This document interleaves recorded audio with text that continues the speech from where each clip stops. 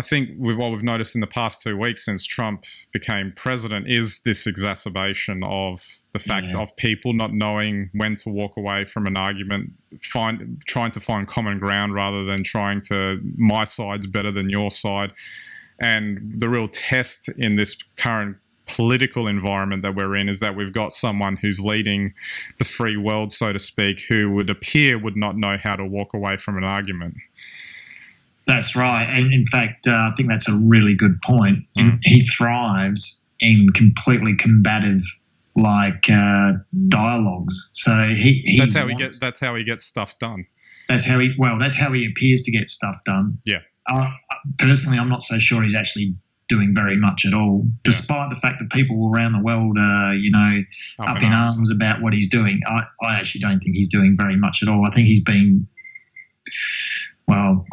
as clever as he can be, whatever that means, to get things his way and to appear to be doing things. So, I think this is a really good example, Ben, because we've already seen here in Australia the phone call between our Prime Minister and the Donald. Yeah. And, it was reported by our Prime Minister. It was, open, honest, frank. Constructive, frank conversation. And, obviously the Donald has tweeted what he thought about the whole thing.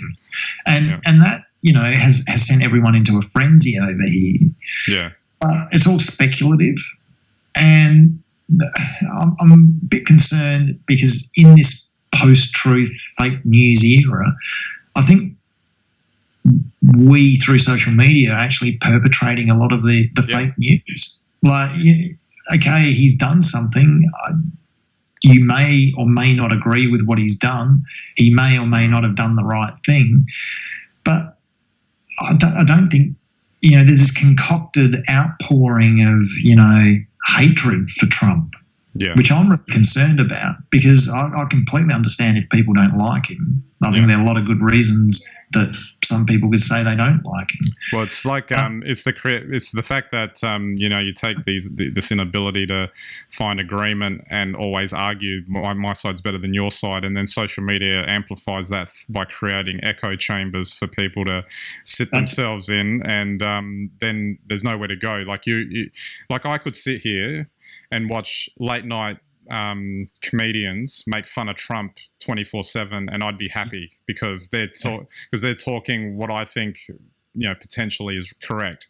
But if I don't listen to what other people are saying, like that I've got an opposing view, then I'm not informed anymore. I'm just I'm in that echo chamber, just listening to one side of the opinion, because, like it or not, Trump got there maybe for, obviously you put aside all the white supremacist, racist stuff that people keep hammering on about. But the majority of the people that did vote for him didn't vote for him for those reasons. They voted for him because of largely economic reasons, I would suggest. And that's a legitimate argument to make, because if these people are, doing it tough and they need help, obviously those late night comedians, as an example, weren't talking to them, were they? Or, as it turned out, Democrats in the States. So, and that's a product of the echo chambers and not listening. Well, that's precisely right. And even if you were to make the assumption that those people voted for him for all the wrong reasons, or because they were fooled, or they are fools themselves, or something like that, that's not a good grounds then to convince them that they were wrong. Yeah. And you're absolutely right. So let's go back 10 years before the iPhone ruined everything for media.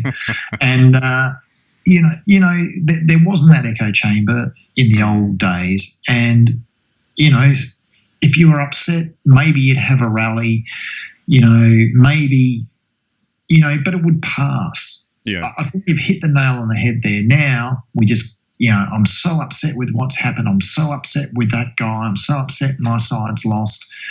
And, that echo chamber just amplifies, and you can just feed into it.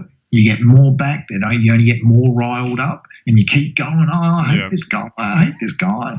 Yeah. And before you know it, you're just, you are what you express. You're full of hatred for this guy that maybe doesn't even deserve your time to be full of.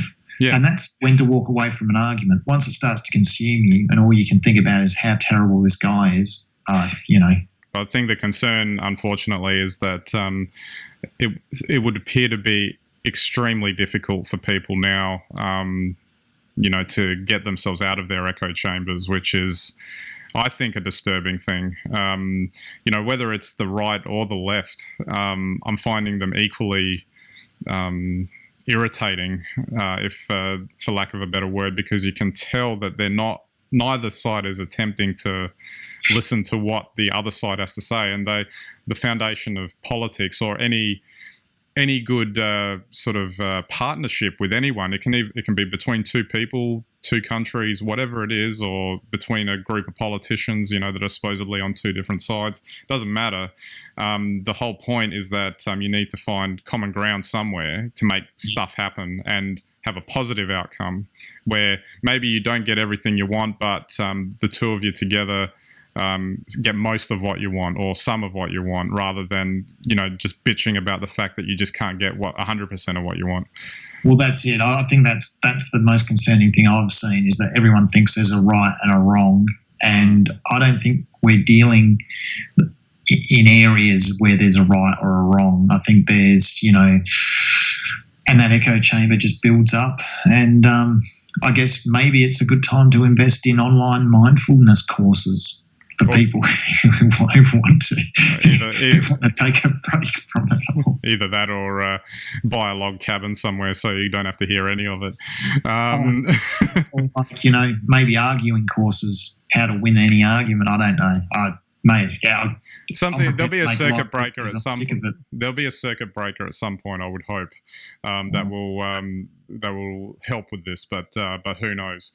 I hope that's 50 million American minds melting down. Exactly.